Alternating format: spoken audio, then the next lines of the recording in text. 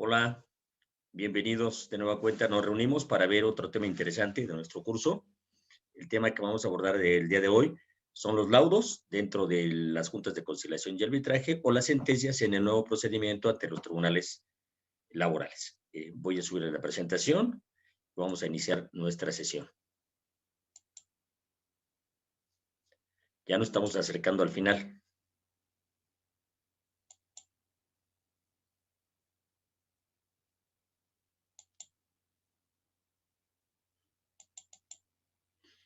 Sí, bien. Recuerden, laudos para el sistema que se sigue ante las juntas de conciliación y arbitraje que van de salidas y sentencias ante los tribunales de lo laboral que se incorporan al Poder Judicial. En consecuencia, pues ya vamos a poder llamar sin mayor limitante, pues sentencias. Bien. Vamos a abordar una serie de principios fundamentales dentro de la teoría general del proceso respecto a este importante tema que son las sentencias. Y vamos a abordar el tema de lo que es la sentencia definitiva. ¿Cómo vamos a definir una sentencia definitiva? Ustedes lo recordarán en sus clases de teoría general del proceso o derecho procesal, civil o mercantil, que hay dos elementos fundamentales que definen una sentencia definitiva, que es la última actuación procesal del juzgador. ¿Bien? ¿Cuáles son estos dos elementos? Primero, pues, el primero va a ser resuelve la litis. La litis es un tema importante que vamos a abordar también más adelante. Y también pone fin a la instancia. ¿Cuál es la instancia? Pues lo que va a conocer el juez. Primera instancia, termina la actuación del juez, viene la apelación, segunda instancia, y podría haber lo que llaman hasta una tercera instancia dentro de un procedimiento civil, que sería el amparo. Sí, pero vamos a ubicarlo nosotros en materia laboral, no perdamos de vista este hecho. Bien, hay otra serie de términos que en ocasiones, no mejor dicho, que en ocasiones frecuentemente los confundimos, y esto pues genera alguna serie de confusión, de problemas. ¿Va? ¿Cuáles son estos conceptos? Pues serían los conceptos de lo que es una sentencia firme, la sentencia que causó estado, una sentencia ejecutoriada o cosa juzgada. Tienen en común todos estos términos que son sinónimos. ¿Y a qué se refieren o qué significa? Pues una sentencia firme, una sentencia que causa estado, una sentencia ejecutoriada o cosa juzgada, no es otra cosa más que aquella sentencia que no se puede modificar, en comparación con la sentencia definitiva, definitiva porque es lo último que va a hacer el juez o el juzgador, ¿va? Y esta resolución o sentencia definitiva sí se puede modificar, ¿va? Ya sea con los recursos que en materia laboral no existen, o bien con una apelación dentro de un procedimiento dentro de las diferentes materias, pero que sigue los mismos lineamientos. Entonces, una sentencia definitiva se puede modificar, ¿va? A diferencia de la sentencia firme, la sentencia que causa estado, la sentencia ejecutoria, la cosa juzgada, que no se puede modificar. Bueno, ¿cuál es la estructura de una sentencia o de una resolución? ¿Va? Vamos a hablar de manera indistinta, recuerden, laudos para el punto o la parte final de un procedimiento ordinario laboral ante las juntas de conciliación y arbitraje, y las sentencias ante los tribunales laborales. Pero manejan la misma estructura porque estamos dentro de una teoría general del proceso. ¿Y cuáles son? La estructura formal pues consta de un preámbulo, los resultandos, los considerandos y los puntos resolutivos. ¿A qué se refiere el preámbulo? Pues son los datos de identificación del juicio, Márquez contra X, juicio ordinario, etcétera, etcétera. Los resultandos, pues son la descripción del desarrollo concreto del procedimiento, es decir, presentada la demanda, seguida que fue con las secuelas procesales, se ofrecieron las pruebas, se desahogaron, etcétera. Los considerandos son los puntos importantes, ¿va? ¿A qué se refieren los considerandos? Pues a la fijación de los hechos, a valoración de las pruebas y los razonamientos jurídicos que van a servir de base para el siguiente punto. ¿Cuál es? Pues los puntos resolutivos, ¿sí? O sea, qué hechos son relevantes, qué pruebas son las importantes, las que van a ofrecer o que van a influir en el juzgador, y cuáles son los razonamientos jurídicos en los cuales el juzgador va a apoyar sus puntos resolutivos. ¿Y qué son los puntos resolutivos? La expresión concreta y particular del sentido de la resolución. Sí, es decir, a quién le da la razón. Si la parte actora acreditó su acción, la parte demandada acreditó sus excepciones, en consecuencia se condena a B, C, D. ¿Qué prestaciones son a las que se va a condenar o se va a absolver? Sí, repito, estos son comunes a todas las resoluciones o sentencias definitivas dentro de la teoría general del proceso. Ahora bien, también existe dentro de esta teoría general del proceso una serie de principios aplicables a las sentencias o los laudos. ¿Cuáles son estos? Bueno, la legalidad, el principio de legalidad, el principio de motivación, el principio de congruencia y el principio de exhaustividad. Ya abordaremos brevemente cada uno de estos principios. El principio de legalidad lo conocemos, ¿no? El principio de legalidad en términos generales, la autoridad solo puede hacer en forma válida aquello para lo cual expresamente lo está facultado la ley. Es decir, lo no autorizado está prohibido. ¿En qué se traduce en una sentencia? Pues también lo aplicamos. ¿Qué nos establece? Pues nos dice que la sentencia, ¿verdad? Debe dictarse de conformidad con los preceptos legales. Esto es fundar. Las resoluciones, es decir, fundar significa pues hacer referencia a las resoluciones aplicando las normas jurídicas al caso concreto. ¿Sí? El otro punto, la motivación. La motivación consiste en señalar los razonamientos lógico-jurídicos en base a los que se dicta el sentido de la resolución. La motivación requiere el análisis y valoración de los medios de prueba relacionados con los hechos argumentados en juicio. Hay dos cosas importantes.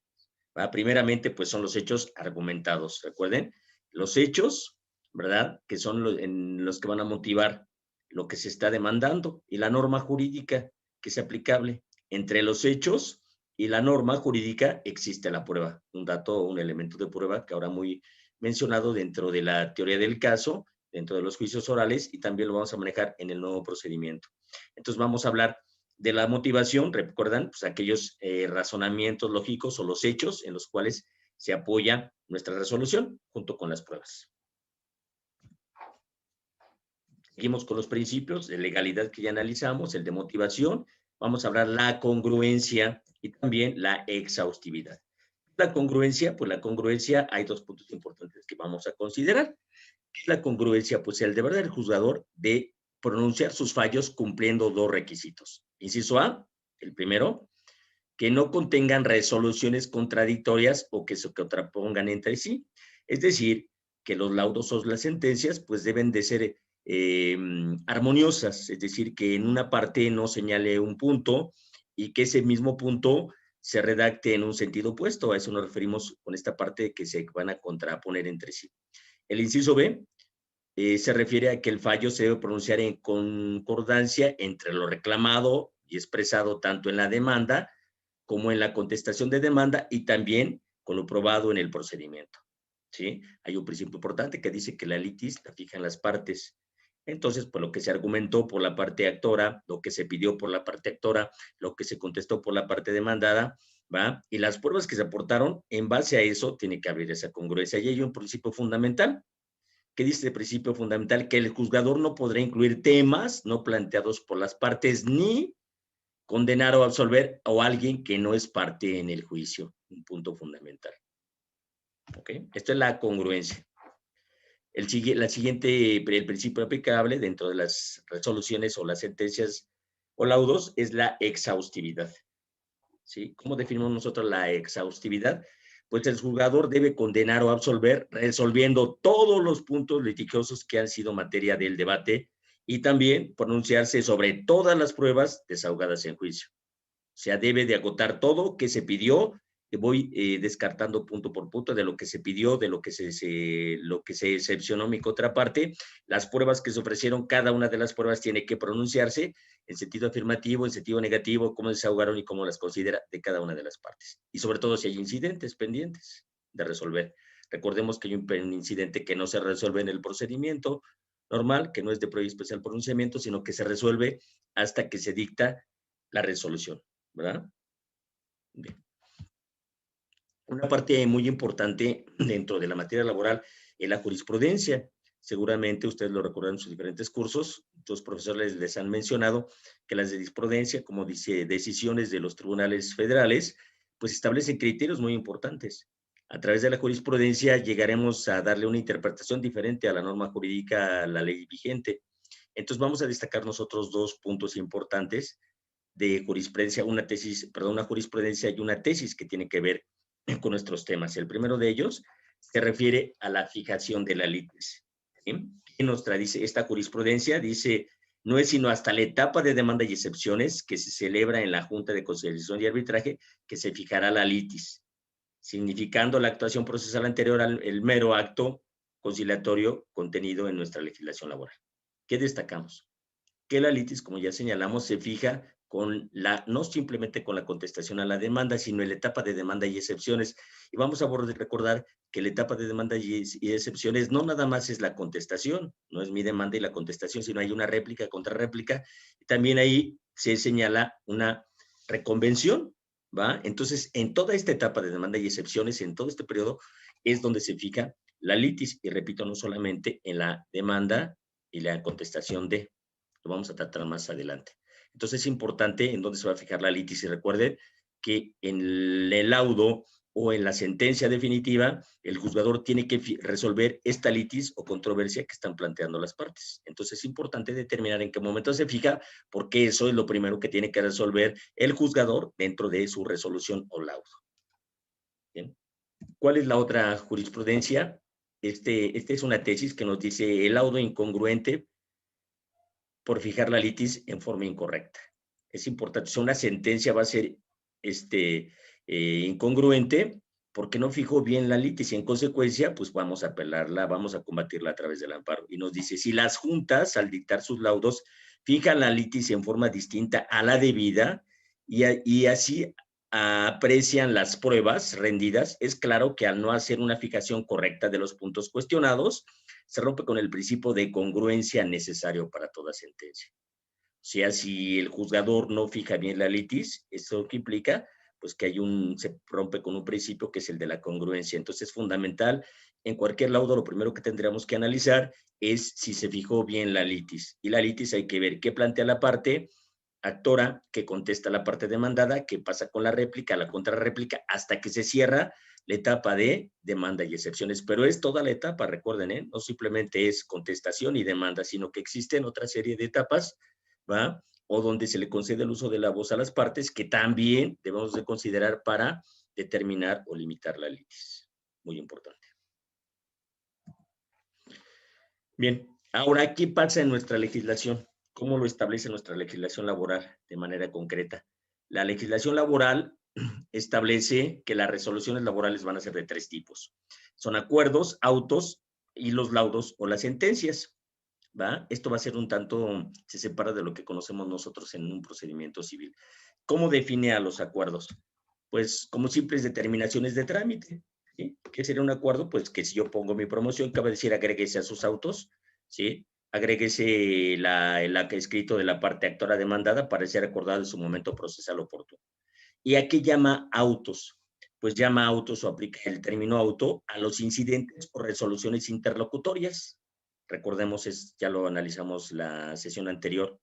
¿Qué son los incidentes o las resoluciones interlocutorias? Las que resuelven un incidente dentro o fuera del juicio, una cuestión accesoria, pero que no resuelve la litis. A esto la legislación laboral lo llama autos. Si lo recordamos en materia civil, pues tiene una connotación diferente, ¿va? Y lo que vamos a nosotros, que es nuestro tema, que son los laudos ante las juntas de conciliación y arbitraje y las sentencias en los tribunales laborales.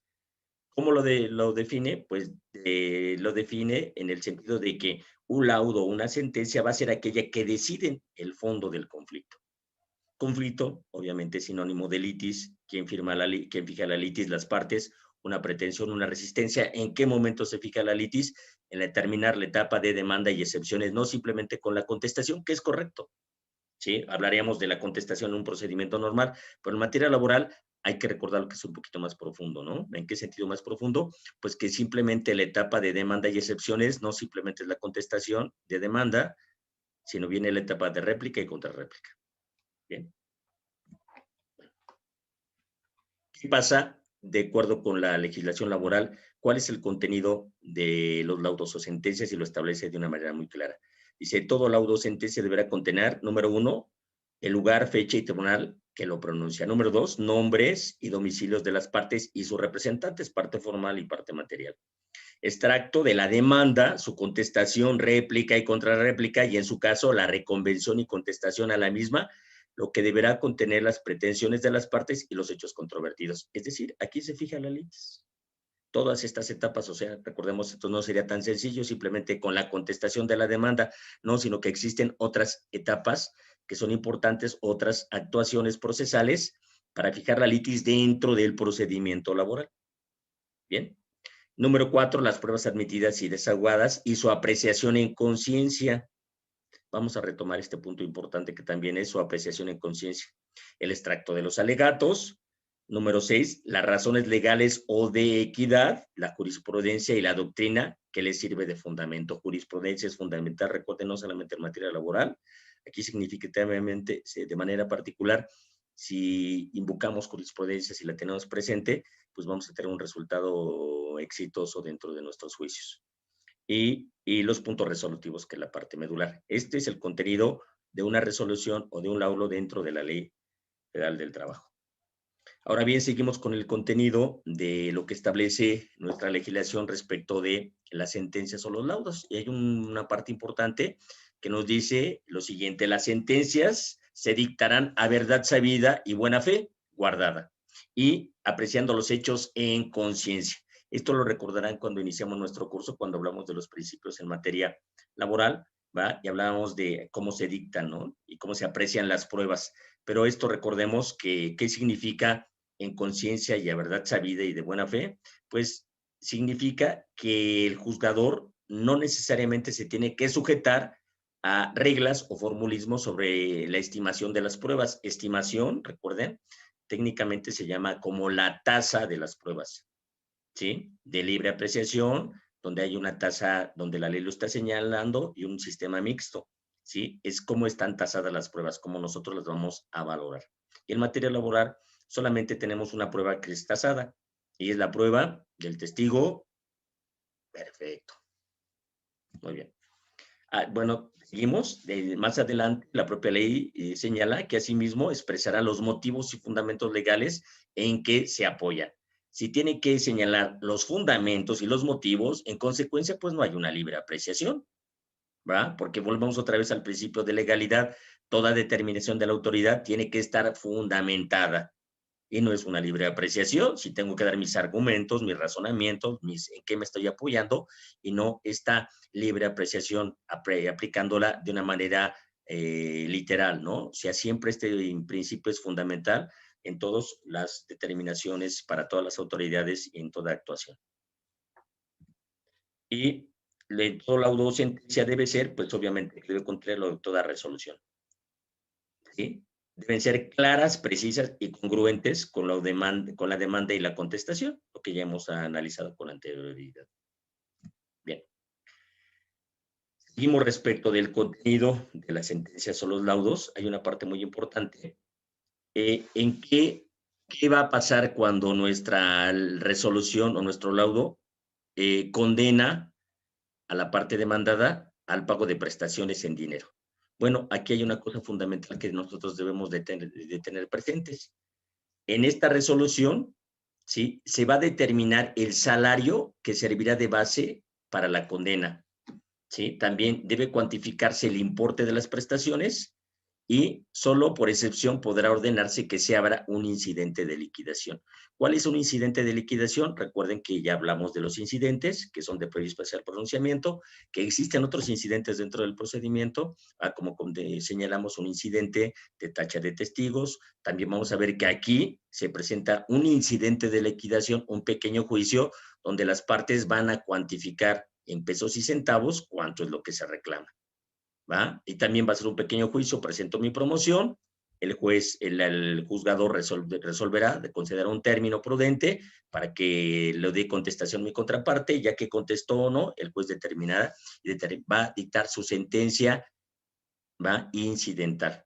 Bien, ¿cuál es el otro supuesto? Si se condena al pago de una cantidad líquida. Recuerden que es una cantidad líquida, una cantidad ya determinada y cuantificada en pesos y centavos, es decir, 100,000, 5,300 pesos con 25 centavos. Esa es una cantidad líquida.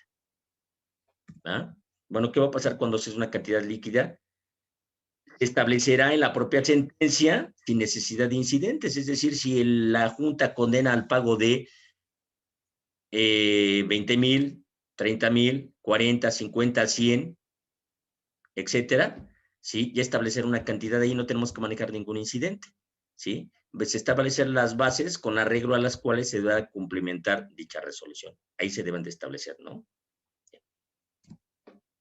Hay otra situación importante, ¿verdad? ¿Qué pasa si en mi resolución, ¿verdad?, existen algunas inconsistencias? Pues la ley maneja la aclaración de los laudos o sentencias. Recuerden, no hay recursos. Esto podemos considerarlo como un recurso, pues no es tanto como un recurso, simplemente porque no voy a modificar el contenido.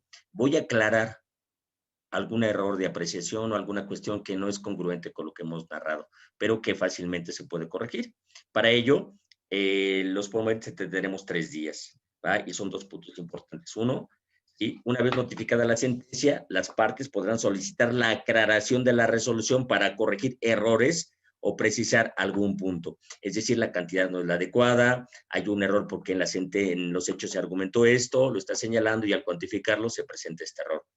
¿Qué pasaría si existe un error ortográfico en el nombre de las personas? Pues eso no tendrá mayor importancia. ¿Por qué? Porque la ley lo contempla y señala que los errores, al mencionar la fecha, el nombre, la denominación o de cálculo, podrán aclararse de oficio. ¿Sí? Le hago la observación, no es necesario ninguna promoción y el juzgador los corregirá. Bien. Bueno, hemos señalado a lo largo del curso que en materia laboral no existen medios de impugnación dentro del procedimiento. Entonces aquí vamos a comentar brevemente esta parte. Presentamos nuestra demanda, ¿va? Si presento mi demanda, que debe ser por escrito, pues voy a dar entrada al procedimiento que dijimos que se trata de un procedimiento ordinario. Este procedimiento ordinario, pues, va a terminar con un laudo o una sentencia que va a resolver la ley y se pone fin a la instancia, ¿va?